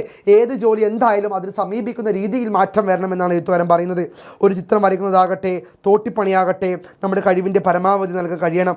ഏത് പണിയായാലും, ചിത്രം വരയ്ക്കുന്ന പണിയായാലും തോട്ടിപ്പണിയായാലും ഡോക്ടറായാലും അതിൻ്റെ പ്രാധാന്യമുണ്ട്. അത് നമ്മുടെ കഴിവ് പൂർണ്ണമായും 100% 100% നമ്മുടെ കഴിവ്, ആത്മാർത്ഥത, സത്യസന്ധത ആ തൊഴിൽ നമ്മൾ നൽകിയിരിക്കണം. നമ്മുടെ വ്യക്തിത്വത്തെ മുഴുവനായും തൊഴിൽ പ്രദർശിപ്പിക്കാൻ നമുക്ക് കഴിയണം. നമ്മുടെ വ്യക്തിത്വത്തെ മുഴുവനായും നമുക്ക് തൊഴിൽ പ്രദർശിപ്പിക്കാൻ കഴിയണം. ജീവിതത്തിൽ സമൂഹത്തിൻ്റെ അംഗീകാരവും സ്നേഹവും നാം ആഗ്രഹിക്കുന്നുണ്ട് എങ്കിൽ 100% നിങ്ങൾ നിങ്ങളുടെ തൊഴിൽ ചെയ്യുകയും നിങ്ങളുടെ വളർച്ചയ്ക്കുള്ള വിളനിലം നമ്മളാവുകയും ചെയ്യുക. അതുകൊണ്ട് തന്നെ മക്കളെ 100% സത്യസന്ധതയോടുകൂടി ആത്മാർത്ഥതയോടുകൂടി തൊഴിൽ ചെയ്യുക. ആ തൊഴിൽ നിങ്ങൾ കൂടി ആഗ്രഹിക്കുന്നുണ്ട്. ആ തൊഴിൽ നിങ്ങൾക്ക് സംതൃപ്തി ഉണ്ടാവണം, സമൂഹത്തിനും നാടിനും നന്മകൾ ഉണ്ടാവണം, നിങ്ങൾക്ക് നിങ്ങളുടെ കഴിവുകൾ പ്രകടമാകാനുള്ള അവസരം ഉണ്ടാകണം. ഈ 3 പോയിന്റിലൂടെ കടന്നു പോവുകയാണ് നമ്മുടെ ഈ ഒരു യൂണിറ്റ് എന്ന് പറയുന്നത്. ഈ യൂണിറ്റ് കഴിഞ്ഞാൽ പിന്നെ നമുക്ക് വരുന്നത് ഏത് യൂണിറ്റാണ് മക്കളെ? നമ്മുടെ 4ാമത്തെ യൂണിറ്റ് അല്ലേ. ഏതാണ്? ഉജ്ജ്വല ഹൃദയ സ്പന്ദങ്ങൾ എന്ന് പറയുന്ന യൂണിറ്റ്. ഇതിലെ സ്വാതന്ത്ര്യ ജീവിതം ആയിഷ കഥാപാത്രമായി വരുന്നു. ആയിഷു. പിന്നെ അരുവിപ്പുറത്തുനിന്ന് സന്ദേശം, ശ്രീനാരായണ ഗുരുവിൻ്റെ സന്ദേശം, കാണുന്നുണ്ട് അനേകം അക്ഷരങ്ങൾ. ഈ 3 യൂണിറ്റ് നമുക്ക് പഠിക്കാനുണ്ട്. നമുക്ക് പെട്ടെന്ന് പഠിക്കാം. എന്നിട്ട് നമ്മൾ 4ാമത്തെ യൂണിറ്റിലേക്ക് പോവുകയാണ്. 4ാമത്തെ യൂണിറ്റിൽ നമ്മുടെ സ്വാതന്ത്ര്യം തന്നെ ജീവിതമാണ് നമ്മൾ ആദ്യം പഠിക്കാൻ പോകുന്നത്. സ്വാതന്ത്ര്യം തന്നെ ജീവിതം, ആയിഷു പ്രധാന കഥാപാത്രമായി വരുന്ന നമ്മുടെ പാഠഭാഗം. ഇന്ത്യൻ ചരിത്രവും കേരള നവോത്ഥാന ചരിത്രവും ഒന്നിക്കുന്ന 3 തലമുറകളുടെ സ്വാതന്ത്ര്യത്തിൻ്റെ ചരിത്രം പറയുന്ന നോവലാണ് ഖദീജ മുംതാസിൻ്റെ നീട്ടിയ എഴുത്തുകൾ. ആ നീട്ടിയ എഴുത്തുകൾ എന്ന് പറയുന്ന ഖദീജ മുംതാസിൻ്റെ നോവലിലെ ഒരു ഭാഗമാണ് നമുക്ക് പഠിക്കാനുള്ള ഏത് സ്വാതന്ത്ര്യം തന്നെ ജീവിതം. ആയിഷു പ്രധാന കഥാപാത്രമായി വരുന്നു. സ്വാതന്ത്ര്യം ഓരോരുത്തർക്കും പകരുന്ന ആവേശം വ്യത്യസ്തമാണ്. സ്വാതന്ത്ര്യം അല്ലേ. ആയിഷു എന്ന കഥാപാത്രത്തിൻ്റെ സ്വാതന്ത്ര്യ വിചാരങ്ങളാണ് ഈ പാഠഭാഗത്ത് ആവിഷ്കരിക്കുന്നത്. നിങ്ങൾ ആലോചിച്ച് നോക്കുക, ആയിഷു രാവിലെ സ്കൂളിൽ പോവാണ്, 10ാം ക്ലാസ്സിലെ ഡിസ്റ്റിങ്ഷനിൽ പാസ്സാവുകയും ചെയ്തു. അവൾക്ക് അനുമോദന ചടങ്ങുണ്ട്. ഇപ്പോൾ ഓഗസ്റ്റ് 15 ദിവസം സ്കൂളിൽ പോകുമ്പോൾ അന്ന് സ്വാതന്ത്ര്യ ദിനമാണ് അല്ലേ. നമ്മുടെ റംസാൻ മാസം വീടൊക്കെ വൃത്തിയാക്കുന്ന പോലൊരു അനുഭവം, ഒരു തിളക്കവും തെളിച്ചവും ആ ദിവസം ആർക്ക് അനുഭവപ്പെടുകയാണ്? നമ്മുടെ ആയിഷുവിനെ. ആ സ്വാതന്ത്ര്യ ദിനത്തിൽ വർണ്ണക്കൊടികൾ ഏന്തി കുട്ടികളെ ഇൻകുലാബ് സിന്ദാബാദ് എന്ന് വന്ദേ മാതരം എന്ന് വിളിക്കുമ്പോഴും സ്വാതന്ത്ര്യദിന സന്ദേശം ഹെഡ് മാസ്റ്റർ പറയുമ്പോഴും സ്വാതന്ത്ര്യദിന റാലി ചെയ്യുമ്പോഴും ആയിഷു എന്ന് പറയുന്ന കൊച്ചുകുട്ടിയുടെ മനസ്സിൽ സ്വാതന്ത്ര്യത്തിൻ്റെ ഒരു തിരി തെളിയുന്നു. അങ്ങനെ സ്വാതന്ത്ര്യ ദിനത്തിൻ്റെ പ്രാധാന്യം വ്യക്തമാക്കുകയാണ് ഈ ഒരു കഥാഭാഗത്ത് ഗജീദ മുംതാസ്. ആയിഷു എന്ന കഥാപാത്രത്തിലൂടെ അവസാനം പള്ളിയിലൂടെയും മൈതാനത്തിലൂടെയും കടലിലൂടെയും ഒക്കെ കടൽ തീരത്തുവഴൊക്കെ ഈ കുട്ടികൾ സ്വാതന്ത്ര്യദിന സന്ദേശവുമായി ജയ വിളിച്ച് കടന്നു പോകുന്നു. ഇതിലൂടെ ഭാരതത്തിൻ്റെ സ്വാതന്ത്ര്യദിനവും സംസ്കാരവും ജാതി മത വർഗ വർണ്ണ വിവേചനമില്ലാതെ നമ്മളെല്ലാവരും ക്രിസ്ത്യാനിയെന്നോ ഹിന്ദുവെന്നോ മുസ്ലിമെന്നോ വേർതിരിവില്ലാതെ നമ്മളെല്ലാവരും ഒരുമിച്ച് ജീവിക്കേണ്ട പ്രാധാന്യത്തെ ഒക്കെ വ്യക്തമാക്കുന്ന ഒരു മനോഹരമായ കഥയാണ് ഏത് സ്വാതന്ത്ര്യം തന്നെ ജീവിതം. നവോത്ഥാന മൂല്യങ്ങളും സ്വാതന്ത്ര്യ സമര സേനാനികൾ സമൂഹത്തിൽ പകർന്ന സമരവീര്യവും സമൂഹത്തിൽ പകർന്ന ഉജ്ജ്വല ആവേശവും ചരിത്രത്തിൽ അടയാളപ്പെടുത്തിയ മാറ്റത്തിൻ്റെ തിരിയിളക്കവുമാണ് ഈ നോവൽ ചർച്ച ചെയ്യുന്നത്. ഇപ്പോൾ സമൂഹത്തിൽ നവോത്ഥാനം കൊണ്ടുവന്നത്, മാറ്റം കൊണ്ടുവന്ന ആ ഒരു സ്വാതന്ത്ര്യത്തിൻ്റെ മഹത്വമാണ് ഈ ഒരു പാഠഭാഗത്തിൽ പറയുന്നത്. ഖദീജ മുംതാസിൻ്റെ പ്രശസ്തമായ നോവലാണ് നീട്ടിയെഴുത്തുകൾ. ഇന്ത്യൻ സ്വാതന്ത്ര്യ സമര ചരിത്രത്തെ അടയാളപ്പെടുത്തിയ വളരെ പ്രസിദ്ധമായ നോവൽ. 3 തലമുറകളുടെ സ്വാതന്ത്ര്യ വിചാരങ്ങൾ അവതരിപ്പിക്കുന്ന നോവലാണിത്. നോവലിലെ പ്രധാന കഥാപാത്രമായ ആയിഷുവിൻ്റെ വിശേഷങ്ങൾ പങ്കുവയ്ക്കുന്ന നീട്ടിയെഴുത്തുകളിലെ ഒരു ഭാഗമാണ് ഈ പാഠത്തിൽ ചേർത്തിരിക്കുന്നത്. ഇപ്പം ഖദീജ മുംതാസിൻ്റെ നീട്ടിയെഴുത്തുകൾ എന്ന് പറയുന്ന നോവലിലെ ആയിഷുവിൻ്റെ ചിന്തയാണ്, അവളുടെ സ്വാതന്ത്ര്യ അനുഭവമാണ് ഈ പാഠഭാഗത്തിൽ വ്യക്തമാക്കുന്നത്. ആയിഷുവിൻ്റെ സ്വാതന്ത്ര്യ വിചാരങ്ങളെ, സ്വാതന്ത്ര്യ ഇന്ത്യ നമുക്ക് നൽകിയ പൊതുജീവിതത്തിൻ്റെ പുത്തൻ കാഴ്ചകളെ ആയിഷുവിൻ്റെ കണ്ണിലൂടെ അവതരിക്കപ്പെടുകയാണ്. അപ്പോൾ ആയിഷുവിൻ്റെ കണ്ണിലൂടെ സ്വാതന്ത്ര്യത്തിൻ്റെ മഹത്വമാണ് ഇവിടെ വെളിവാകുന്നത്. ആയിഷു ഭാഗ്യവതിയാണ്. എന്തുകൊണ്ടെന്നാൽ സ്വാതന്ത്ര്യ ഇന്ത്യയിലാണ് അവളുടെ കലാലയ ജീവിതം തുടങ്ങിയത്. ഇപ്പം സ്വാതന്ത്ര്യ ഇന്ത്യയിലാണ് ആരുടെ കലാലയ ജീവിതം തുടങ്ങുന്നത്? ആയിഷുവിൻ്റെ സ്വാതന്ത്ര്യത്തിന് ശേഷമുള്ള ജീവിതം. ഇപ്പം സ്വാതന്ത്ര്യം ഇന്ത്യക്കാർക്ക് എത്രമാത്രം അഭിമാനപൂരിതമായ കാര്യമാണ്, അതാണ് ഇവിടെ പറയുന്നത്. അത്രത്തോളം സ്വാതന്ത്ര്യത്തിൻ്റെ മഹത്വത്തെ തിരിച്ചറിയുന്നവളാണ്. അപ്പം സ്വാതന്ത്ര്യത്തിൻ്റെ മഹത്വത്തെ തിരിച്ചറിയാണ് ആയിഷു ഇവിടെ ചെയ്യുന്നത്. സ്വാതന്ത്ര്യത്തിന് വെളിച്ചം എന്താണ് എന്ന് തിരിച്ചറിയാൻ കഴിവുള്ളവളാണ് ആയിഷു. ഇന്ത്യ സ്വതന്ത്രമാകുന്നതോടുകൂടി ഞാനും സ്വതന്ത്രമാവുകയാണ് എന്ന തിരിച്ചറിവാണ് ആയിഷുള്ളത്. അപ്പോൾ ഇന്ത്യ സ്വതന്ത്രമാകുന്നതോടുകൂടി ഞാനും സ്വതന്ത്രമാകുകയാണ് എന്ന തിരിച്ചറിവാണ് ആയിഷുള്ളത്. എല്ലാ ഭാരതീയരെ പോലെയും സ്വാതന്ത്ര്യം ഇന്ത്യ എന്ന വികാരത്തിലെത്തുന്നു നമ്മുടെ ആയിഷു എത്തുന്നു. സ്വാതന്ത്ര്യ ദിന പുലരിയിൽ നാടിനും വീടിനും തെളിച്ചവും വെളിച്ചവും വന്നതായി ആയിഷു പറയുന്നു. ഇമ്പോർട്ടൻ്റ് പോയിൻ്റാണ്. സ്വാതന്ത്ര്യ ദിന പുലരിയിൽ നാടിനും വീടിനും തെളിച്ചവും വെളിച്ചവും വന്നതായി ആയിഷു പറയുന്നു. സ്വാതന്ത്ര്യം ജനങ്ങളിൽ നിറച്ച ആവേശം ലോകത്തിൻ്റെ പ്രകാശമായി പുറത്തേക്ക് പറക്കുന്നത് ആയിഷുവിൻ്റെ കണ്ണുകൾ അത്ഭുതപ്പെടുത്തി. സ്വാതന്ത്ര്യം മനുഷ്യനെ എത്രമാത്രം ചിന്തിപ്പിക്കുന്നു എന്ന് ആയിഷു ചിന്തിക്കുകയാണ്. പിന്നെയോ ഓരോരുത്തരും കുളിച്ചു പുത്തൻ ഉടുപ്പുകൾ ഇട്ടതും അടിമത്തത്തിൽ നിന്നുമുള്ള മോചനവും സ്വാതന്ത്ര്യം നൽകുന്ന പ്രതീക്ഷകളുമാണ് ഈ പാഠഭാഗം പങ്കുവയ്ക്കുന്നത്. അപ്പോൾ സ്വാതന്ത്ര്യം മനുഷ്യന് നൽകിയ വലിയ ചിന്തകൾ ഈ പാഠഭാഗം നമ്മോട് വ്യക്തമാക്കുന്നു. അപ്പോൾ സ്വാതന്ത്ര്യത്തിൻ്റെ പ്രാധാന്യമാണ് ഈ പാഠഭാഗം നമ്മോട് പറയുന്നത്. സ്വാതന്ത്ര്യത്തിൻ്റെ പ്രാധാന്യമാണ് ഈ പാഠഭാഗം നമ്മോട് പറയുന്ന വലിയ പോയിന്റ് ആയിഷു എന്ന കഥാപാത്രത്തിലൂടെ. അടുത്ത കഥയാണ്, അടുത്ത ലേഖനമാണ് അരുവിപ്പുറത്തു നിന്നൊരു സന്ദേശം. വെരി ഇമ്പോർട്ടൻ്റ് ആയ ചാപ്റ്ററാണ് മക്കളെ. ശ്രീനാരായണ ഗുരു ഏതെങ്കിലും ചാപ്റ്ററിൽ പഠിക്കാനുണ്ടോ? അത് ചോദ്യം വന്നിരിക്കും. അത് മലയാളത്തിൻ്റെ ഒരു പ്രത്യേകതയാണ്. മലയാളം പരീക്ഷയ്ക്ക് പോകുന്ന മക്കളാണെങ്കിൽ ശ്രീനാരായണ ഗുരു എന്നൊരു പാഠഭാഗമുണ്ടെങ്കിൽ ഉറപ്പായും ഒരു ഉപന്യാസം പ്രതീക്ഷിക്കാം, അല്ലേ? ഉപന്യാസം പ്രതീക്ഷിക്കാം. ശ്രീനാരായണ ഗുരുവിൻ്റെ ഗുരുചിന്തകളെ വെച്ചുകൊണ്ട് ഉപന്യാസം തയ്യാറാക്കാനൊക്കെ ചോദ്യം വരും. അതുകൊണ്ട് ഈ പാഠം കൃത്യമായി പഠിച്ചു പോകണം. സാർ ഈ പാഠത്തിൻ്റെ സമ്മറി ഒന്ന് പെട്ടെന്ന് പറഞ്ഞു തരാം. ജാതിഭേദം മതദ്വേഷം ഏതുമില്ലാതെ സർവരും സോദരത്തേന വാഴുന്ന മാതൃകാസ്ഥാനമാണിത് എന്ന് ഗുരു ഈ ഒരു പ്രസംഗ ഭാഗത്തിന് ശേഷം ഒരു ചുമരിൽ എഴുതി വയ്ക്കുന്നുണ്ട്. ആ ഒരു ഭാഗത്തോടു കൂടിയാണ് നമ്മുടെ ലേഖനം ആരംഭിക്കുന്നത്. ഗുരു ഇങ്ങനെ സംസാരിക്കാൻ വേണ്ടി അരുവിപ്പുറത്ത് പോയി. ഇപ്പോൾ ഗുരു സംസാരിക്കാൻ പോയപ്പോൾ ഗുരുവിൻ്റെ സംസാരം കേൾക്കാൻ ഒരുപാട് ആൾക്കാർ കൂടെയുണ്ട്. ഒരു വിഭാഗം ആൾക്കാർ ഇപ്പുറവും ഒരു വിഭാഗം ആൾക്കാർ മാറി ദൂരെ നിൽക്കുന്നുമുണ്ട്. അപ്പം മുമ്പിൽ നിൽക്കുന്ന ആൾക്കാരോട് ചോദിച്ചപ്പോൾ അവർ ഉയർന്ന ജാതിക്കാരാണ്, പിറകിൽ നിൽക്കുന്ന ആൾക്കാർ താഴ്ന്ന ജാതിയിൽപ്പെട്ട തൊഴിലാളികൾ. ഇപ്പോൾ ഗുരു തൊഴിലാളികളിൽ നിന്നും 2 കറുത്ത കുട്ടികളെ ഇങ്ങനെ എടുത്തു, തൻ്റെ ഇടവും വലവും ചേർത്ത് പിടിച്ച് നെഞ്ചോട്, എന്നിട്ട് പറഞ്ഞു ഇവരും ദൈവത്തിൻ്റെ മക്കളാണ്. ജാതിപരമായ വ്യത്യാസമില്ല, മതപരമായ വ്യത്യാസമില്ല, എല്ലാ മനുഷ്യരും ഒന്നാണ് എന്ന വലിയ ചിന്ത ഗുരു ഇവിടെ പറയാണ്. അതാ ഗുരു പറയണേ, ജാതിഭേദം മതദ്വേഷം ഏതുമില്ലാതെ സോദരത്തേന സർവരും അല്ലേ വാഴുന്ന മാതൃകാസ്ഥാനമാണിത്. അങ്ങനെ ഗുരു ജാതിബോധം ഇല്ലാതാകാൻ വേണ്ടി പറയുന്ന ലോകത്ത് ജാതിയും മതവും ഇല്ല എന്ന് പറയുന്ന വലിയ പാഠഭാഗമാണ്. ഇങ്ങനെ ജാതിയും മതവും ദൈവവും ഇല്ല പറഞ്ഞ ഗുരുവിനെ പിടിച്ച് നമ്മൾ ദൈവമാക്കി മാറ്റി. അത് വേറെ കാര്യം. ശ്രീനാരായണ ഗുരു കുറേ കഷ്ടപ്പെട്ടു, അല്ലേ? കേരള നവോത്ഥാനത്തിൻ്റെ നായകന ശ്രീനാരായണ ഗുരു. പക്ഷെ ഇപ്പോഴും ജീവിതം കേരളം ജാതിയുടെ അടിയിൽ തന്നെയാണ്, വലിയ മാറ്റമൊന്നും വന്നിട്ടില്ല, പല രീതിയിലേക്ക് മാറിയെന്നേ ഉള്ളൂ. ഇപ്പോൾ ശ്രീനാരായണഗുരു കഷ്ടപ്പെട്ടൊക്കെ വെറുതെയാ. ഞാൻ ഇപ്പോഴും ചിന്തിക്കും ആ പുള്ളി പാവം മനുഷ്യൻ എന്തൊക്കെ കഷ്ടപ്പെട്ടു, എന്നിട്ട് ഇപ്പോഴും ചില മനുഷ്യന്മാരുടെ മനസ്സിൽ ഈ ജാതിയും ഒരു മതവും നമുക്ക് പോകില്ല. കലാമണീൻ്റെ പാട്ട് പോലെയാ, തേച്ചാലും മാച്ചാലും ജീവചരിത്രം മനസ്സിന് മായുകില്ല, ചാലക്കുടിക്കാരൻ ചാലക്കുടി വിട്ടിട്ട് എങ്ങോട്ടും പോകുകില്ല. തേച്ചാലും മാച്ചാലും ഒന്നും ജാതിബോധം മാറാത്ത ഒരുപാട് മനുഷ്യന്മാർ ഇന്നത്തെ കാലം ജീവിക്കുന്നുണ്ട്. അവരോട് കൂടിയാണ് ഈ പാഠഭാഗം പറയണേ. ഇപ്പോൾ ഗുരു ജാതിബോധം വെടിയാൻ എല്ലാവരും സോദരരെ പോലെ അരുവിപ്പുറം എന്ന് പറയുന്ന കേരളത്തിലെ ചെറിയൊരു സ്ഥലത്ത് നിന്നും ഭാരതം മുഴുവൻ പ്രസക്തമായ, ലോകം മുഴുവൻ പ്രസക്തമായ വലിയ ആശയം കൊടുക്കുന്നു. അതാണ് അരുവിപ്പുറത്ത് നിന്ന് ഒരു സന്ദേശം. ആ സന്ദേശം എന്ന് പറയുന്നത് അരുവിപ്പുറം ഒരു സ്ഥലമാണ്. ആ സ്ഥലത്തെ ഗുരുവിൻ്റെ പ്രസംഗത്തിലൊരു സന്ദേശമാണ് ജാതിയും മതവും ഇല്ലാതെ എല്ലാവരും സഹോദരരെ പോലെ ഒരുമിച്ച് ജീവിക്കുക എന്ന് പറയുന്നത്. ജാതിഭേദം മതദ്വേഷം ഏതുമില്ലാതെ സർവരും ഒരുമിച്ച് കഴിയുക എന്ന ആശയത്തിലേക്ക് കേരളീയ ജനതയെ കൊണ്ടുപോകുക എന്ന മഹത്തായ തിരിച്ചറിവ് നൽകുകയായിരുന്നു അരുവിപ്പുറത്ത് നിന്നും നാരായണ ഗുരു. ജാതി മതത്തിൻ്റെ പേരിൽ നമ്മൾ വേർതിരിയാതെ എല്ലാവരും ഒരുമിച്ച് പോകണമെന്ന വലിയ സന്ദേശം കൊടുക്കുകയാണ് ഗുരു. ഭാരതീയ നവോത്ഥാനത്തിൻ്റെ മുഴുവൻ തത്വങ്ങളും അരുവിപ്പുറം പ്രസംഗത്തിലൂടെ പ്രതിഫലിക്കുന്നുണ്ട്. അപ്പോൾ ഭാരതീയ നവോത്ഥാനത്തിൻ്റെ മുഴുവൻ കാര്യങ്ങളും ഇത് പ്രസംഗ ഭാഗത്തിലൂടെ ഗുരു ഉയർത്തി കാട്ടുന്നുണ്ട്. താൻ ജീവിക്കുന്ന ഭാരതം എപ്രകാരമാകണമെന്നും തൻ്റെ ചുറ്റുവട്ടത്തുള്ളവരൊന്നും മറ്റൊന്നിൽ നിന്നും വേർതിരിക്കപ്പെടുന്നില്ല എന്നും എല്ലാത്തിലും അടങ്ങിയിരിക്കുന്നത് ദൈവ ചൈതന്യമാണ്. എല്ലാത്തിലും എന്താ അടങ്ങിയിരിക്കുന്നത്? ദൈവ ചൈതന്യമാണ് എന്ന് തത്വമാണ് ഗുരു അവതരിപ്പിക്കുന്നത്. ജാതി ക്രിസ്ത്യാനി ഹിന്ദു മുസ്ലിം എന്ന വേർതിരിവില്ല, കറുത്തവനോ വെളുത്തവനോ എന്ന വേർതിരിവില്ല, മെലിഞ്ഞവനോ തടിച്ചവനോ സ്ത്രീയോ പുരുഷനോ ഒരു വേർതിരിവില്ല. എല്ലാവരും ഒന്നാണ്. എല്ലാവരിലും മണ്ണിലെ ഉറുമ്പിലും മനുഷ്യരിലും എല്ലാം ദൈവകണിക, ദൈവ ചൈതന്യമാണെന്ന് ഗുരു പറയുന്നു. എല്ലാവരും ഒന്നാണ്, ഈക്വാലിറ്റിയാണ് ഗുരുവിൻ്റെ ഏറ്റവും വലിയ പോയിന്റ് എന്ന് പറയുന്നത്. മനുഷ്യർക്ക് നിറത്തിൻ്റെ പേരിലോ ജന്മന കിട്ടിയ കുലത്തിൻ്റെ പേരിലോ അപമാനം ഏറ്റുവാങ്ങേണ്ട ആവശ്യമില്ല. അവരും നമ്മോടൊപ്പം ചേർന്നിരിക്കേണ്ടവരാണ് എന്ന ബോധം ഗുരു അരുവിപ്പുറത്ത് നിന്നും പകർന്നു നൽകി. എല്ലാവരും നമ്മോടൊപ്പം ചേർന്ന് നിൽക്കേണ്ടവരാണ് എന്നതാണ് ഗുരു നമ്മോട് പറയുന്നത്.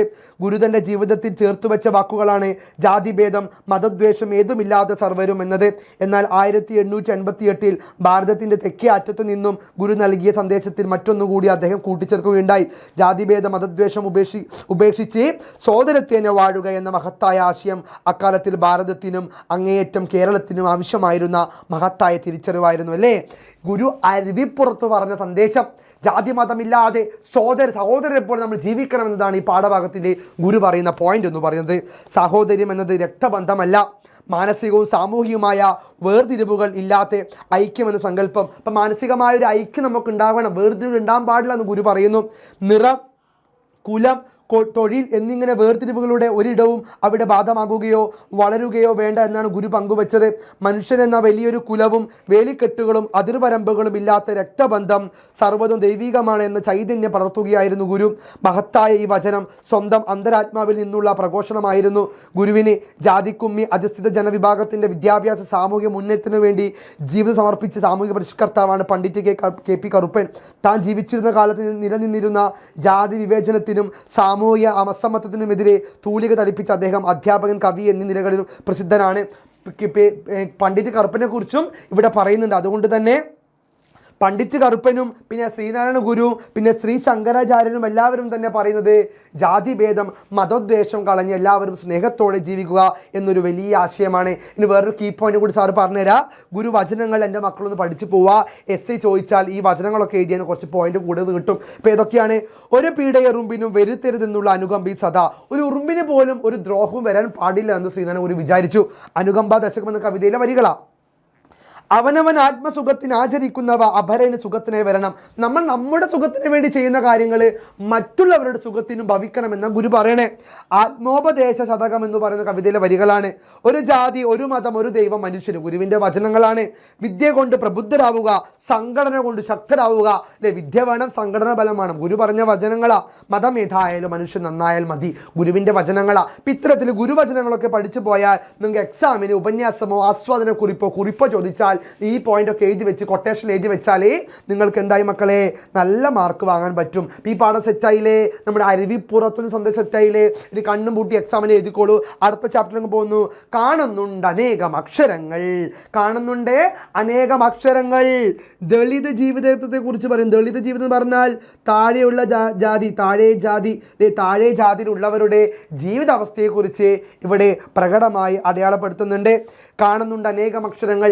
അക്ഷരങ്ങൾ വന്നപ്പോഴുള്ള മാറ്റം, വിദ്യാഭ്യാസം വന്നപ്പോഴുള്ള മാറ്റം തീർത്തും ചെറ്റക്കുടിലിൽ എന്ന് പറയാം. അത് താഴത്തെ വെള്ളം ചോർന്നൊലിക്കുന്ന കുടിലിൽ താമസിക്കുന്ന ദളിതരായ കുട്ടികൾ, പറയൻ്റെയും പുലൻ്റെയും ആദിവാസിയുടെയും കുട്ടികൾ, കറുത്തുണങ്ങി മെലിഞ്ഞു വരണ്ട പോഷക ആഹാര കുറവുള്ള കുട്ടികൾ അക്ഷരം പഠിച്ചു തുടങ്ങിയപ്പോൾ അവരുടെ ജീവിതം മാറി. അടുക്കും ചിട്ടയുമായി അവരുടെ ജീവിതത്തിൽ പ്രകാശം വന്നു എന്ന് പറയുന്ന അക്ഷരങ്ങൾ കൊണ്ടുവന്ന, പ്രത്യേകിച്ച് താഴ്ന്ന ജാതിക്കാരുടെ ഇടയിൽ, ദളിതരായ കുട്ടികളുടെ ഇടയിൽ, പാവപ്പെട്ട കുട്ടികളുടെ ഇടയിൽ, ആദിവാസികളുടെയും ഗോത്രവാസികളുടെയും താഴെ ജാതിയിൽപ്പെട്ടവരുടെ ഇടയിൽ അക്ഷരം കൊണ്ടുവന്ന മാറ്റം. ഇതാണ് കവിതയുടെ പേര്. കാണുന്നുണ്ട് അനേകം അക്ഷരങ്ങൾ. അക്ഷരങ്ങൾ കൊണ്ടുവന്ന മാറ്റമാണ് കവിത നമ്മളോട് പറയുന്നത്. നോക്കാം.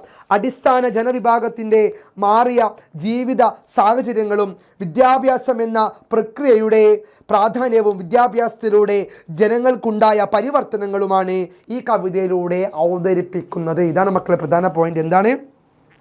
അടിസ്ഥാന ജനവിഭാഗത്തിൻ്റെ മാറിയ ജീവിത സാഹചര്യം. അടിസ്ഥാന ജനവിഭാഗം, താഴെത്തട്ടിലുള്ള ജനവിഭാഗം, ദരിദ്രർ, പാവപ്പെട്ടവരെ സാഹചര്യങ്ങളും വിദ്യാഭ്യാസം എന്ന പ്രക്രിയയുടെ വിദ്യാഭ്യാസത്തിൻ്റെ പ്രാധാന്യവും വിദ്യാഭ്യാസത്തിലൂടെ ജനങ്ങൾക്കുണ്ടായ പരിവർത്തനം, ജനങ്ങളിലുണ്ടായ മാറ്റം, പരിവർത്തനങ്ങളുമാണ് കവിതയിലൂടെ അവതരിപ്പിക്കുന്നത്.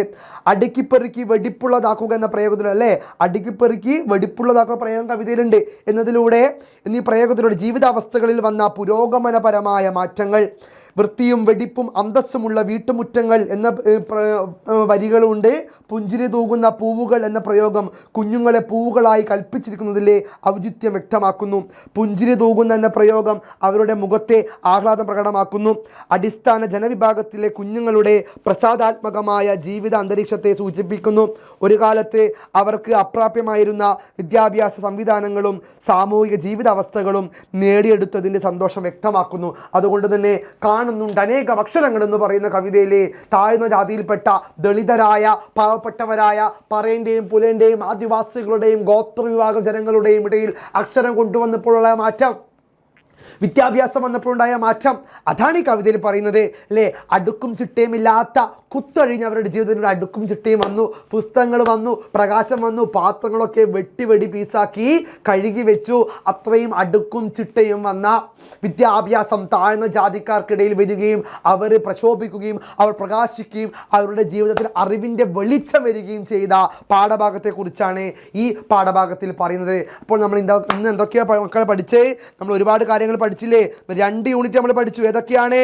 നമ്മുടെ 1ാമത്തെ യൂണിറ്റ് കർമ്മോത്സുകതയുടെ ലാവണ്യ മുദ്രകൾ, 3ാമത്തെ യൂണിറ്റ് അല്ലേ? അതിലെ 3 ചാപ്റ്റേഴ്സ്. തരിശുരങ്ങളിലേക്ക്, അച്യുത മാമ, പിന്നെ നിങ്ങളും നിങ്ങളുടെ ജോലിയും. പിന്നെ നമ്മൾ ഏത് പഠിച്ചു മക്കളെ? നമ്മുടെ 4ാമത്തെ യൂണിറ്റായ ഉജ്ജ്വല ഹൃദയ സ്പന്ദങ്ങളിലെ സ്വാതന്ത്ര്യം തന്നെ ജീവിതം, അരുവിപ്പുറത്തുനിന്ന് സന്ദേശം, കാണുന്നുണ്ട് അനേകം അക്ഷരങ്ങൾ എന്നീ പാഠഭാഗങ്ങളും പഠിച്ചു. സെറ്റായിടെ. ഉസാർക്ക് മുന്തിരിങ്ങ, ഉസാർക്ക് നാരങ്ങ. അപ്പോൾ നമ്മൾ ഈ ചുരുങ്ങിയ സമയം കൊണ്ട് 6 ചാപ്റ്റേഴ്സാണ് പഠിച്ചത്. 6 ചാപ്റ്റേഴ്സ്, 2 യൂണിറ്റ്, 6 ചാപ്റ്റേഴ്സ്. ഇനി നിങ്ങൾക്ക് എക്സാം ഹാളിലേക്ക് പോകുമ്പോൾ ഈ ക്ലാസ് ഒന്ന് കണ്ടാൽ തന്നെ നിങ്ങൾക്ക് ടീച്ചറെ ക്ലാസ് ഒന്നും കേൾക്കേണ്ടി വരില്ല. ജസ്റ്റ് കവിതയും കഥയും ലേഖനവും നിങ്ങൾ പഠിച്ചില്ല മക്കളെ. ഇനി എന്ത് ചോദിച്ചാൽ നിങ്ങൾ എഴുതില്ലേ? ഇനി നിങ്ങൾ ക്രിസ്മസിൻ്റെ തലേ ദിവസം, നിങ്ങളുടെ മലയാളം പരീക്ഷയുടെ തലേ ദിവസം എക്സാം വിന്നറിൻ്റെ ക്ലാസ്സിൽ ജോയിൻ ചെയ്യും. 9ാം ക്ലാസ്സിൻ്റെ Malayalam first, Malayalam second exam ദിവസം എക്സാം വിന്നർ 9ാം ക്ലാസ്സിൽ കയറി വന്നാൽ രാത്രി 7:30 നിങ്ങൾക്ക് ലൈവ് ഉണ്ടാവും. ജോബി സാർ ഉണ്ടാവും, ഷാജി സാർ ഉണ്ടാവും, നിങ്ങളെ പഠിപ്പിച്ചിരിക്കും. അതിന് നമ്മൾ എക്സാമിനെ മാതൃകാപരമായി ഓരോ പാഠഭാഗത്തും ചോദിക്കാൻ സാധ്യതയുള്ള ഓരോ ചോദ്യോത്തരങ്ങളും പഠിച്ച് സെറ്റാവും, അല്ലേ? ഇനി നമ്മൾ പോകാൻ പോകുന്നത് എക്സാമിൻ്റെ ലൈവിലേക്കാണ്. അപ്പം എൻ്റെ എല്ലാ മുത്തുമണികളും ആ ലൈവ് ദിവസം കയറി വരിക, പൊളിച്ചെടുക്കുക. നമുക്ക് മുത്തുമണിക്ക് എക്സാമിന് മാർക്ക് സ്കോർ ചെയ്യണടാ.